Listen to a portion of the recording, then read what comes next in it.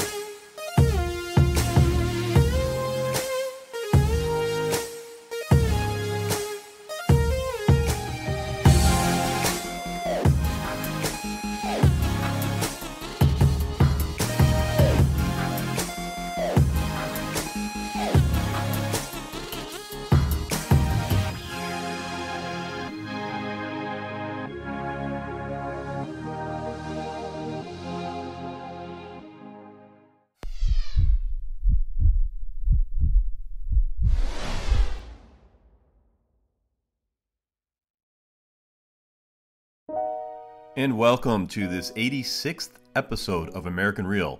Today we continue on our Los Angeles tour, where we bring you concept coach, podcaster, and author Jeff Faldalen. Jeff has become a friend of mine as he has participated in our live tribe over the past year, and we have had many conversations about how to help grow each other's business. We sit down in LA for a one-on-one conversation where Jeff goes deep about his story and shares some of the trials and tribulations he has that has made him a better person. So sit back and relax as I introduce my friend, Jeff Faldalen.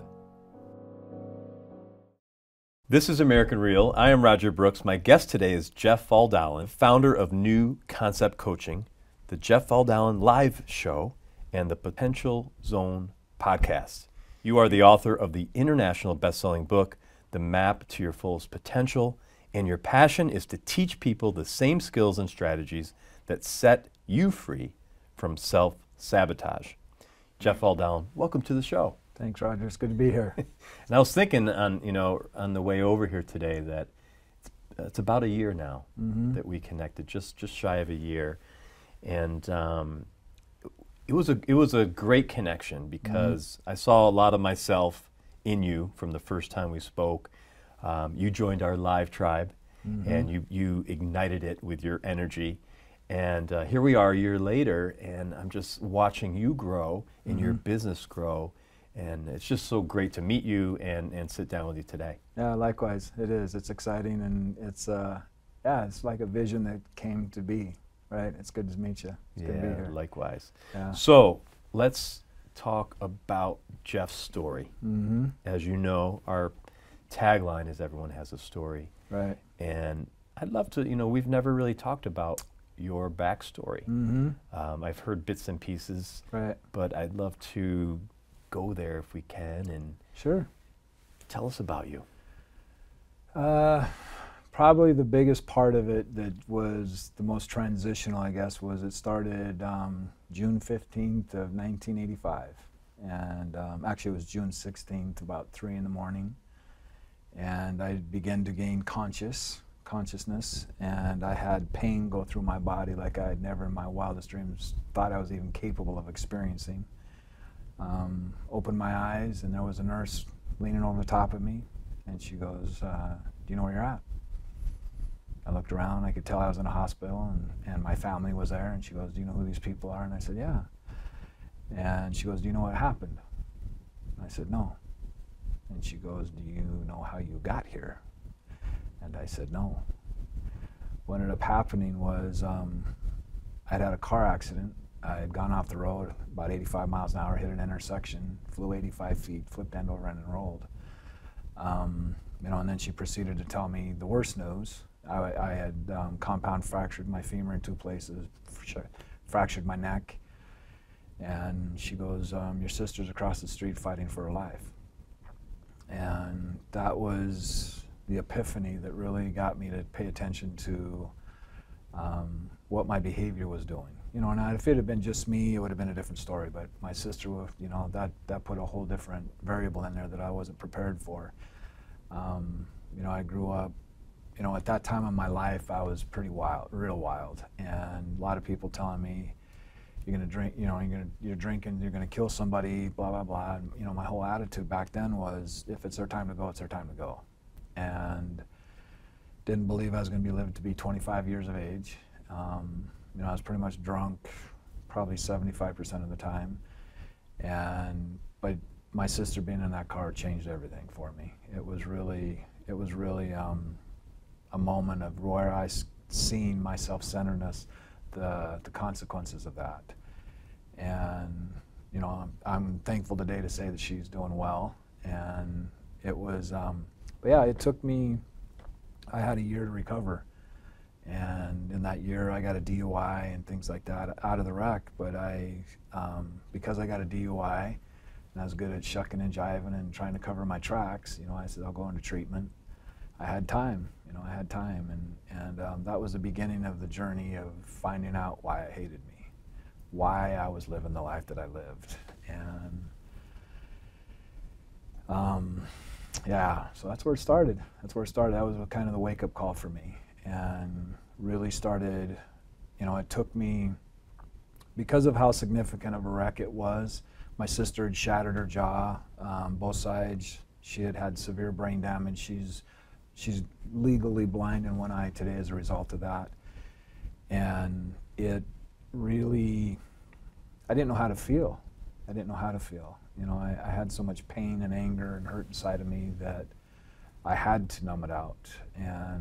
And little did I know that it took having somebody that I cared about significantly, as her big brother, I was supposed to be protecting her, that got me to see that, dude, you got to change your ways here. You got to change your ways. And so out of guilt of what I had done to her, said I was going to go to college, and knew that if I ever drank again, I would only be alive a short amount of time. I mean, that's just the way I'd put my car in the ditch many times, going over 100 plus miles an hour. And when I went to college, I was still doing drugs. Fast forward about 4 years, I found my sweetheart. She ended up breaking up with me just because I was just out of control. And it was in January of 1990 is when I made a decision I need to change the quality of my life. And from that moment on, from that decision on to where I'm at today, it's just been constant self-development, constant, figuring out what my potential is, releasing all the stuff that had happened to me. So yeah, that's kind of the short version of it. But yeah, there's some stuff there. Wow. And you strike me as someone that you like to take in as much education and learnings and content that you can, and then what I see you do is you put it back out there in your own way. Right. And has that helped you maybe cope a little bit with what you went through, or persevere through that? How do you? Yeah, absolutely. When I dive into something, that's hence why I have no hair. It jumped out of my head. I mean, I really dig into something. I really want to do, because the thing that really started unraveling for me was, most of my life I didn't realize I had choice. And I was raised in a household where, very violent, lot of addiction, alcoholism, rage, just, having intimate conversations was not something I experienced. It was just full-on rage. And my parents didn't feel like they had choice. They ended up separating, thank goodness, when I was, 7, 8 years old. But, there was just something inside of me that knew life was different than this. This is, it was just something had to change. Something had to be better than this. But so now it's, when I get into something now, it was just like, how do I find freedom? Freedom is very, very, very important to me, in the sense of what freedom means to me is having choice, of being able to decide what I take on and what I let go, and being able to adapt, because there's so many times that I've had to do that. And then, I didn't sign up to be a coach. I didn't sign up to be that. It ended up becoming as the result of what I had to do to myself to let go of the things, and learning to forgive, and learning how to take all the experiences I went through and use that as something to help someone else to understand that there's hope.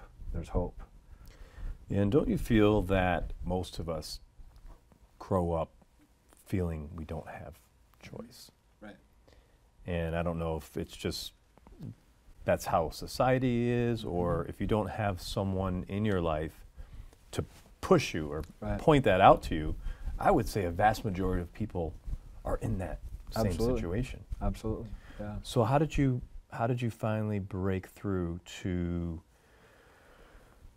the point where you are today, where actually you're helping others now? Right. You're teaching people everything you've learned over the years. Where did that come from? Out of necessity. It was out of necessity. I went through 12 steps. I spent many years in 12 steps, and I spent thousands and thousands and thousands of hours in support groups and things like that, learning how to just cope, because you took away what I coped with. I was numb. And there was a phrase that I read that forever changed my life, and it's something that's one of my default things, and it's live a life that demands rigorous honesty. And it's, what I equated that to is, I have to get honest, completely honest with who I am, or I'm going to die. And not maybe literally die, but my spirit's going to die. Something inside of me is going to detach. And I had to learn how to not suffer anymore. I had to learn how to suffer so that I would move through the process and let it go. For me, we're all going to experience pain. We all are. And it's our ability to move through that. It's having the awareness of, how do I adapt? How do I change? How do I rise myself up? How do I put myself in a more resourceful state when I'm going through that? Because when our vibration gets low, we go in dark places. And, I know what it feels like to want, my motto back then was, if it gets too tough, I can always check out. And, I can't tell you how many times I've contemplated suicide.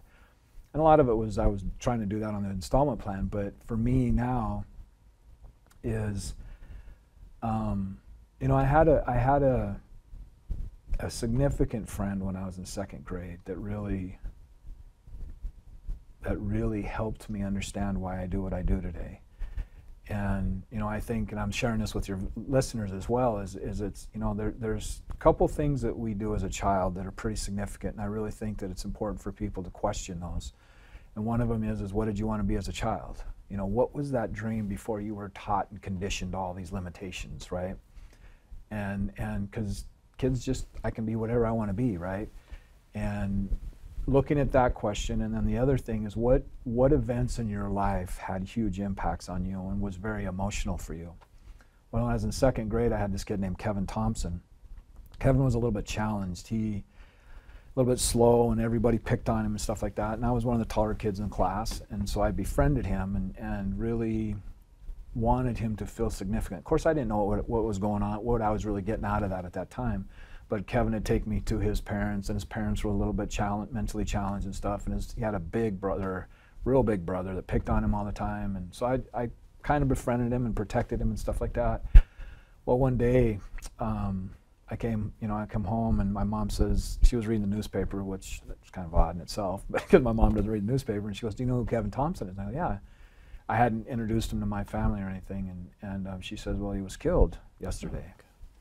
I was just like, "What?" I just, I had no idea really what, how to process this. How old were you?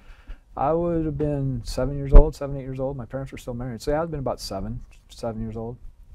But the thing that was, that was hugely impactful. But when I went to school the next day, I walked up to my second grade teacher and I said, "Did you hear about Kevin?" And she goes, "Yeah, and we will not be discussing it anymore." And there was just something that switched inside of me that just went,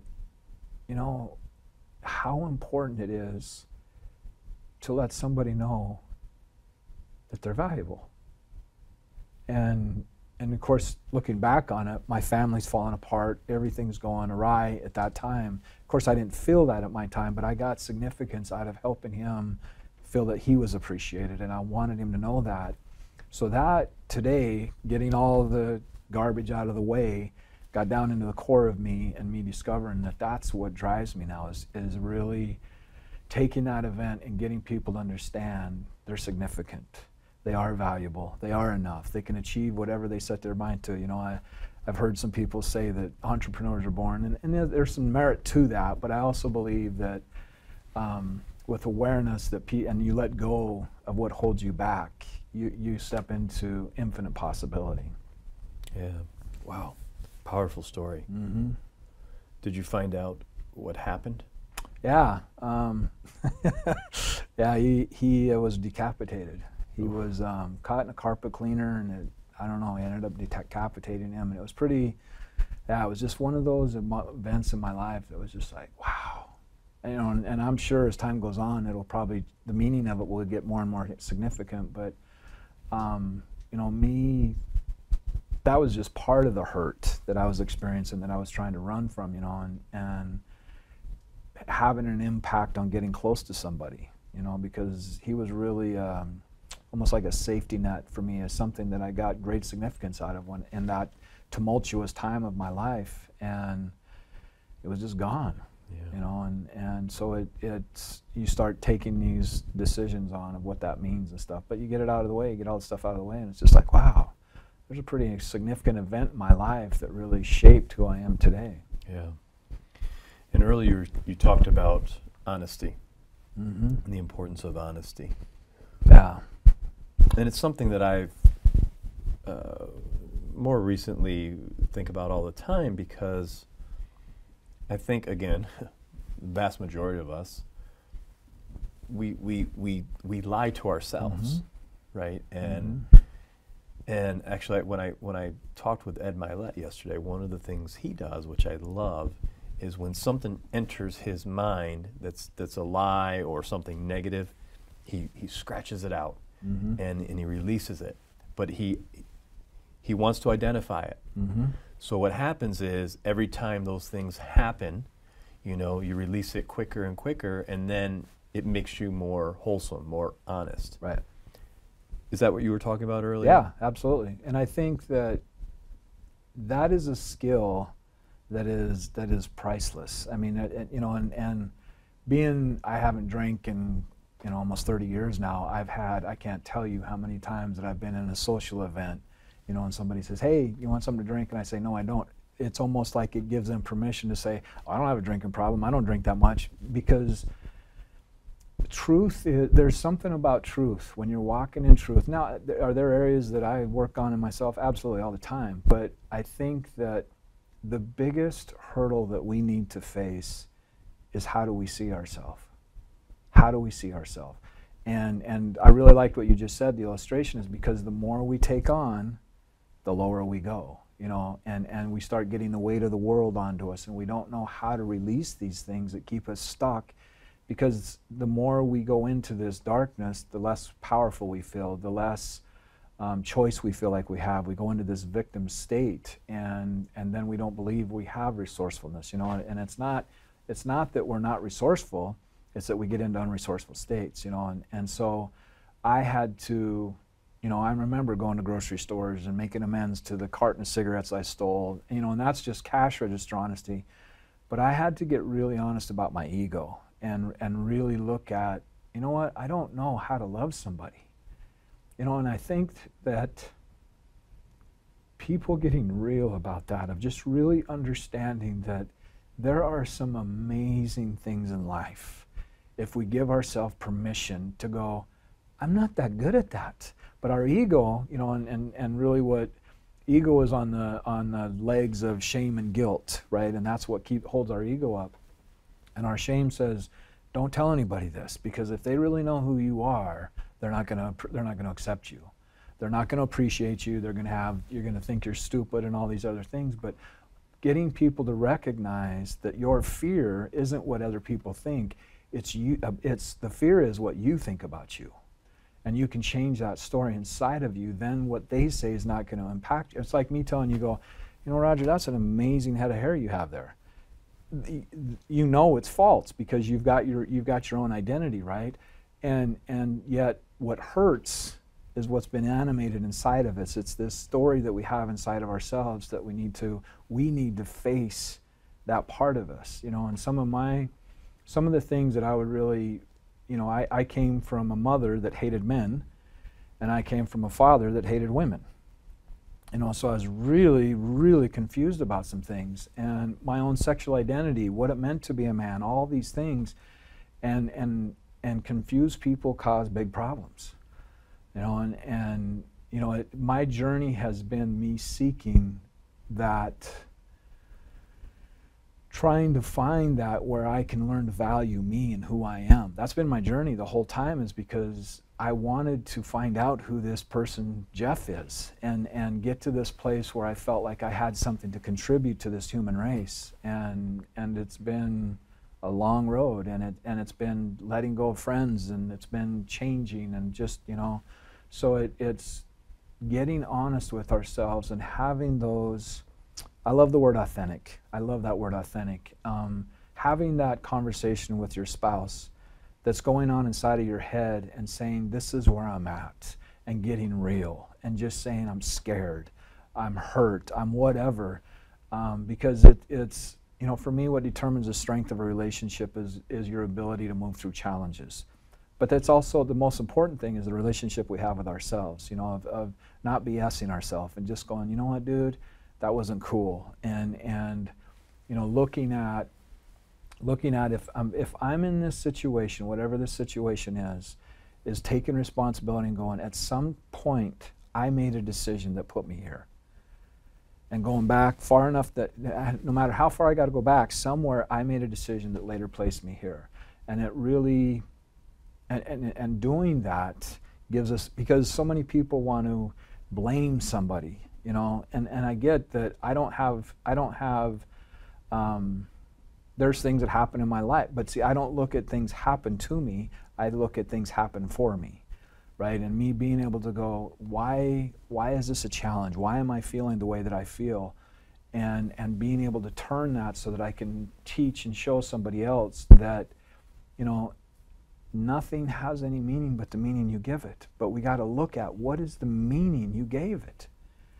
What is the meaning you gave it? And, you know, and I like to share with people, because what are the 3 best compliments you've ever gotten in your life? Most people have a challenge coming up with that, you know, but if I ask them, what are the 3 most hurtful comments you've ever heard? Boom, it's right there, right? And it's important that we got to learn to neutralize what stings.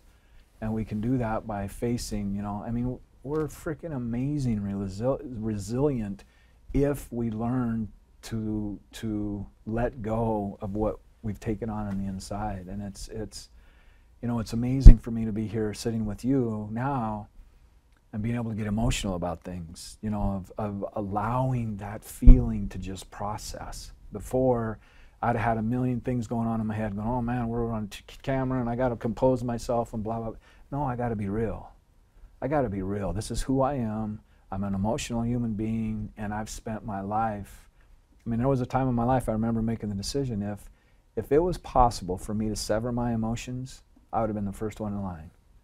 I did not know how to deal with them. I just didn't know how to deal with emotions, and I've been on bipolar meds for 10 years, and I mean, I've been the gamma, PTSD and blah, blah, blah, blah, blah, but it's being able to, and that's where I came up with the quote, live like your life depends on it. Mm-hmm. If you live like your life depends on it, meaning you've got to be honest with yourself. If you're in a job you hate, understand you made a decision that puts you there. If you're in a relationship, if you're not healthy, whatever it is, understand you made a decision that puts yourself there. So when you learn to value who you are as a human being and understand that you are a unique expression of divine, then you start valuing who you are. And when you start valuing who you are, you begin to rise and let go of the things that are not aligned with that. So that's the whole thing about truth, is that if you've been conditioned to believe that you're ugly or that you're not smart or you're not creative or whatever it is, that's all conditioning. That's not truth. That's not who you really are. That's awesome. And how gratifying is it for you now that you're able to actually coach people and make a difference and a big impact on their life? It's priceless. It's priceless. It's amazing. It's one of those things that some days I still got to pinch myself, because it's, I had a client, it was probably a month ago, and very successful, very, very, very successful woman. And I just felt, I met her at an event and felt like there was just something there, and I was like, I feel like I got to reach out to her and have this conversation with her.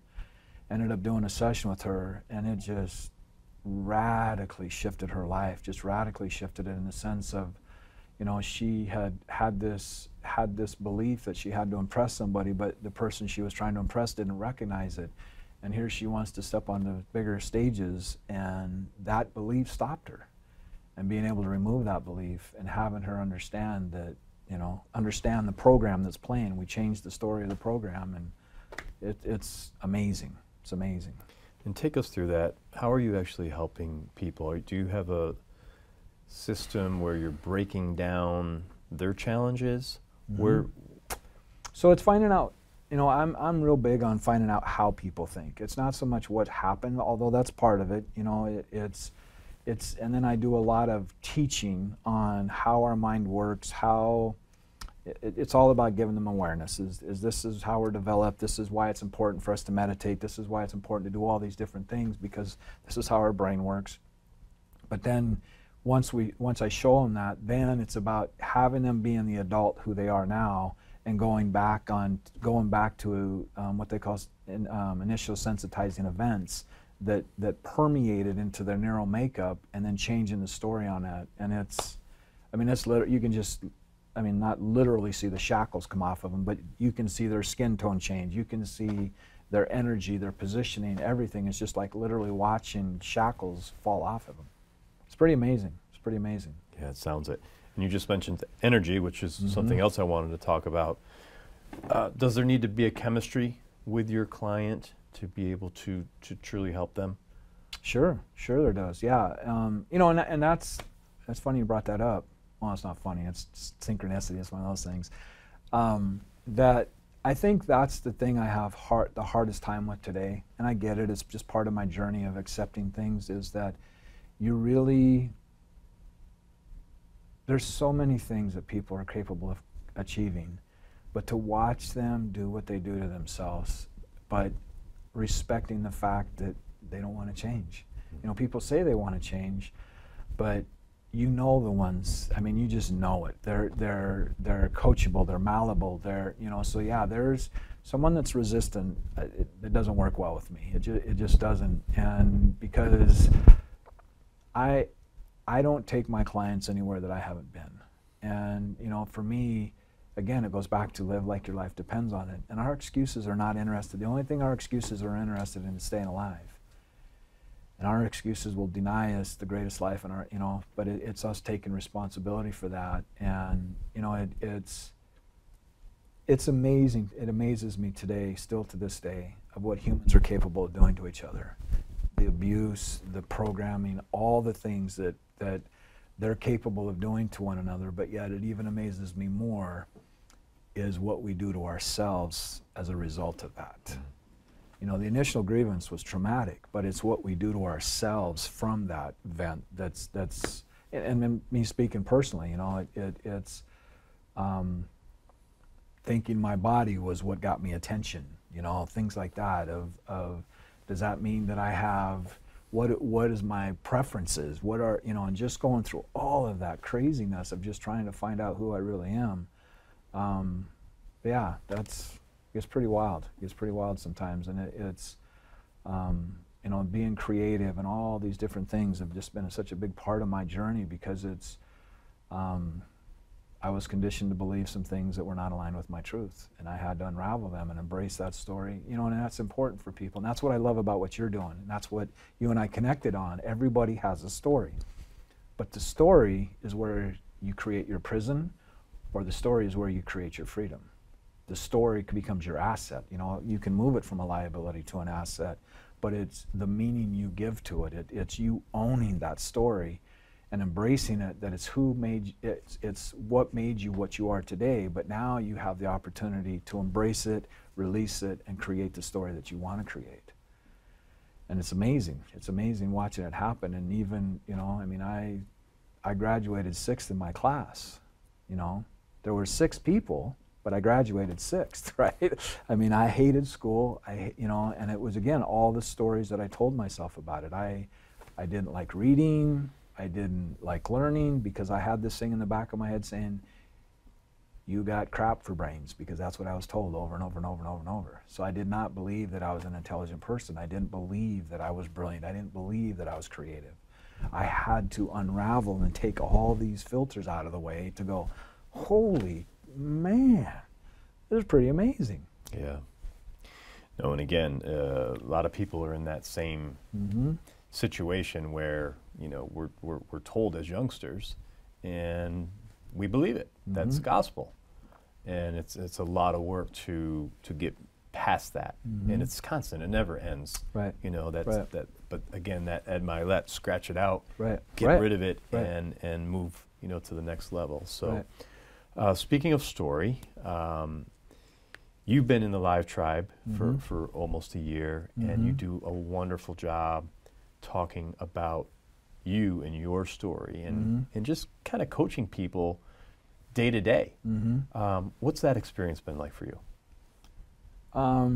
It's been amazing. It's been amazing, and it's being, I like to think that every time I meet somebody new, I get introduced to a new part of me, you know, and every time I put out a piece of content, and then getting someone else's interpretation of it by what they comment or something like that, I get introduced to a new part of me, and realizing that, you know, perception is not reality, and that we all, you know, there's one reality and 8 billion interpretations of it, but really appreciating that. And there was a part of me that I was afraid to do that. I was afraid, because I used to be, well, when I was bipolar, I used to go from A to Z like that. I mean, I was just, and really learning how to control my energy and bringing it down, because if I put something out there where I was being vulnerable, or me, you know, doing something that I would deem as intelligent, and somebody poked that ego balloon of mine, I would be like, I'm not doing it again, blah, blah, blah. But yet, when I recognize and appreciate the fact that that's someone's perception, doesn't mean that that's what I intended it to be, but that's their interpretation of it, then that's going to teach me. This is where you and I are very similar in the sense of don't let the pain be in vain. Don't let the pain be in vain. Do something with it. Learn to move through it. Learn, and then be able to articulate how you move through it, because we take so many things for granted, because this is just who we are, and we just got to exist, and we do what we do, but yet you're moving from where you're at to somewhere else. You're becoming a different version of you to step up into a higher game. You went through steps to make that happen, value that process. Value that process, because it's I like to tell people, your challenge is someone else's inspiration. So for doing and Roger, it's opened up so much being part of Live Tribe and the different things, and it's inspired me to do things, and in many, many ways. In fact, here we are down here, right? Has been a part of that, because I read a book, man, it's been a long time ago, probably 15 years ago, and it was called The Slight Edge. And his whole thing is about changing your life 1% every day, just 1%, right? And that's what happens. A lot of people see they're here, but they want to be there, and it's such a gap.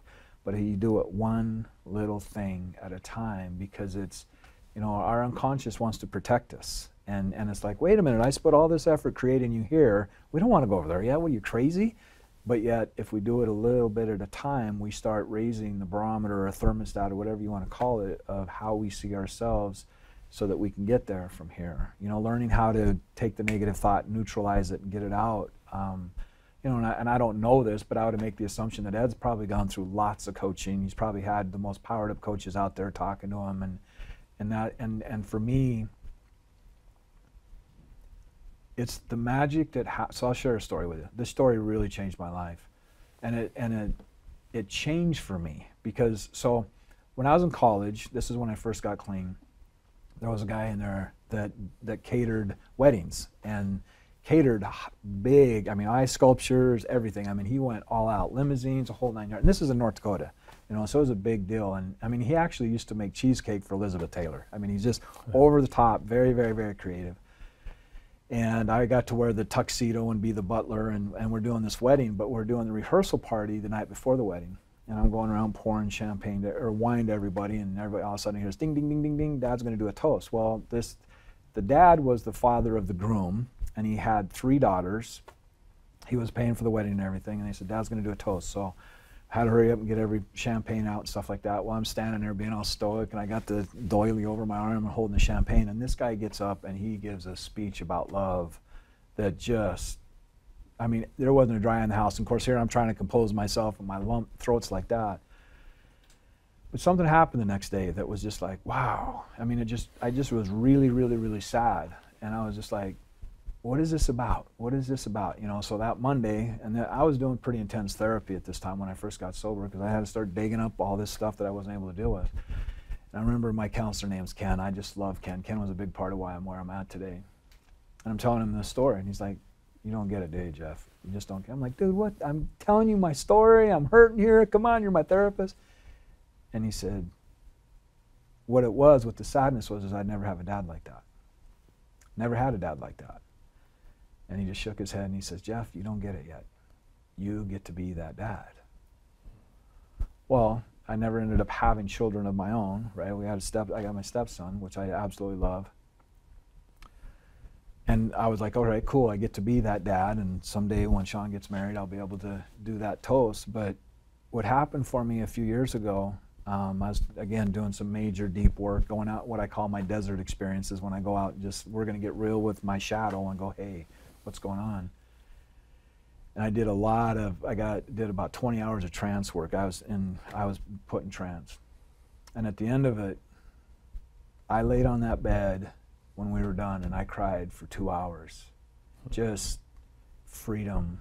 And I just kept hearing, you get to be that father to you. You get to be that father to you.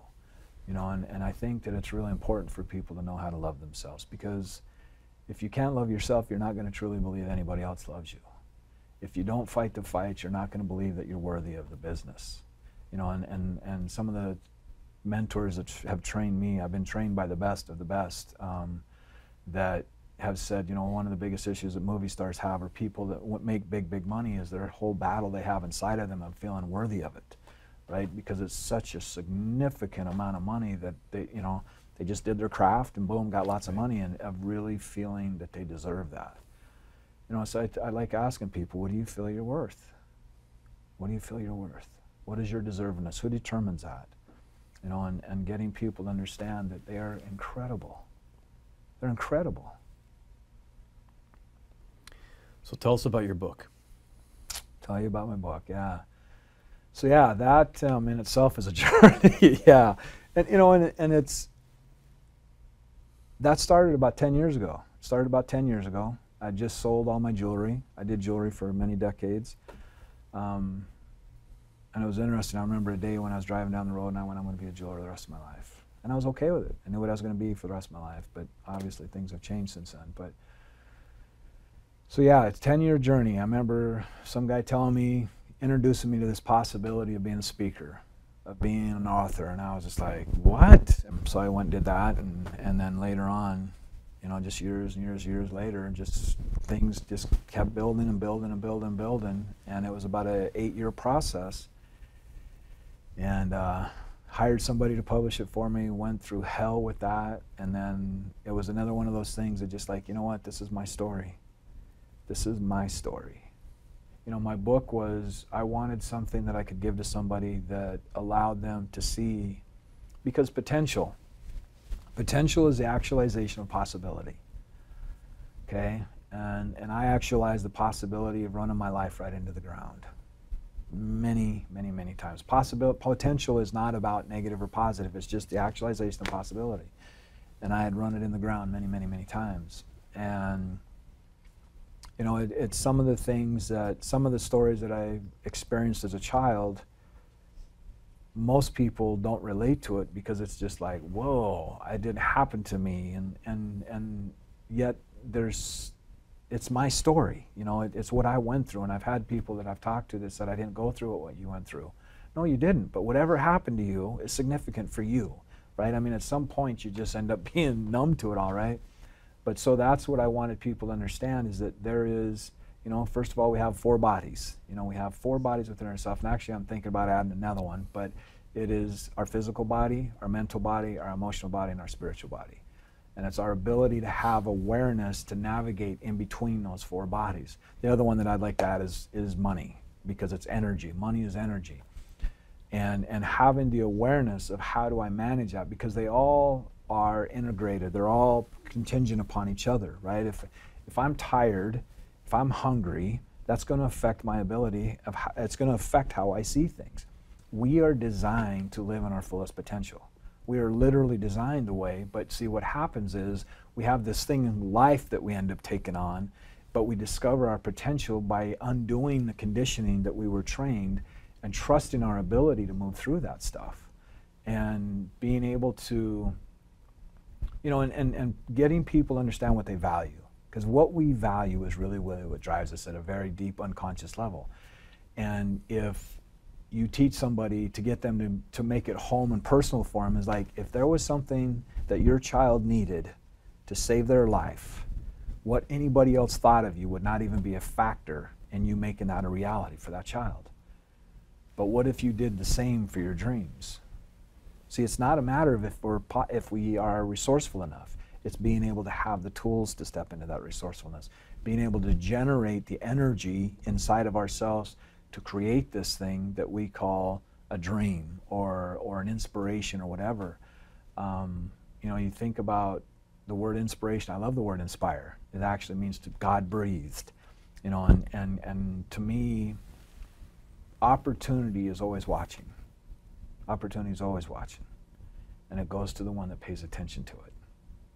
Right? But what if we don't believe in ourselves, if we don't believe that I have the ability or the resourcefulness or whatever it is to make that a reality, I'm not going to see it, because I'm going to shut it down. And if I keep shutting it down, that's going to create a lens where I'm not going to be able to see it anymore. Right? It's getting people to understand that, you know, you think of, I mean, Roger Bannister, we all have heard about the story about Roger Bannister, but you start looking at, I mean, I don't even remember where I saw it, like the last 10 years, 10 of the top, or 5 of the top 10 billionaires or whatever were nobodies in Facebook. You know, 15 years ago, Facebook was never heard of. And now Mark Zuckerberg, Uber, all these different things that have been created as a result of in the last technology, it's all there. It's all there. The only difference is that we don't have the awareness to make it happen. Awesome. So Jeff, what's next for you? Where are you in your journey? I want to start speaking more. I want to network more, which is part of what this is all about. I want to do everything I can for everybody to believe. they're valuable. They make a difference. And it doesn't have to be on a grand scale. It can be being married to someone and letting that person know why you appreciate them. It's being that dad that I didn't have, you know. My dad did the best he could, and, you know, now it's giving people tools. So I got a number of books left to go, you know. I'm going to start doing some group coaching. I got a product that's coming out here in the very near future, hopefully in the next couple, 3 weeks, that's really giving people tangible steps on how to step into their potential. You know, the thing that's amazing about humans is if they know it's possible, they're drawn to it. You know, it's just like Roger Bannister broke the 4-minute mile, and then boom, within, right, you know, just people saw that it's possible. And showing them tangible steps of what potential really does, because we are so beat up. We're so beat up by the media. And people don't realize that. I mean, it's just, the propaganda is dividing us. You know, and if you understand consumer engineering, it frustrates us, it scares us, it does all these things, so we suffer inside, and then we need to buy things to anesthetize that suffering, yeah, right? I want people to know that they are resourceful. I want people to know that they matter, and so I want to do all I can to make that happen. I've got a series of books that are going to be coming out. But yeah, I want to start speaking more. I want to start, you know, networking with people like you more and getting it out there at a bigger platform. Great, great. So Jeff, if you were to take out your cell phone, call the 20-year-old you, what would you tell that young guy, that reckless guy? Wow. What would I tell him? Keep going. Keep going. Because it's all part of it. I had to go through a lot of it. I had to go through it. I don't regret any of it. You know, there are some painful things that I went through, and probably more, it's you matter. You matter. Keep going until you discover that. Keep going until you discover it, because it's, you know, it's all part of it. Awesome. Well, look, this has been great. We finally meet in person. Yeah. You're taller than I expected. We have the same haircut, which is great. Haircut, which is awesome. But seriously, thank you, Jeff. Appreciate it. Appreciate you being part of American Real. One last question before I let you go. Okay. And that is, what do you want your legacy to be? Everyone to know they're valuable. Awesome. Yeah. Great. Well, I can't say welcome to the American Real family because you've already been here a year. Been here a long time, yeah. But thanks so much, Jeff. Yeah. It's a pleasure, and can't wait to air this. Yes, likewise. Thanks, brother. Appreciate it.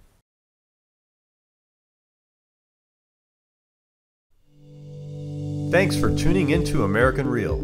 Be sure to visit our website, americanreal.tv, or search for us on iTunes or YouTube for past episodes. While you're there, please rate us or leave us a review, as that helps others find our show.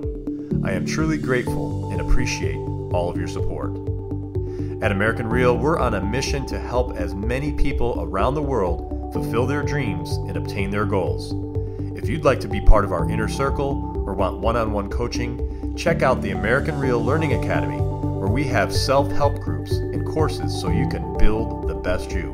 We also have a new Facebook group where you can connect with high achievers from around the world. If you want to go even further, maybe you're determined to write your own book or launch your own podcast, contact me today to see if we could help. You can reach me through Instagram or Facebook, or email me directly at roger@americanreal.tv. And speaking of podcasting, our next course will be starting soon. So if you're interested in launching your own podcast, join me and Podcast Your Passion. I'll take you through my 8-week course where I'll mentor you to build a world-class podcast. I'm only taking on a small group of people who want to share their passion through broadcasting, where I'll have you up on iTunes and YouTube within weeks so you can podcast your passion. Click on the link below for more information. Thanks for tuning in, and we'll see you next week.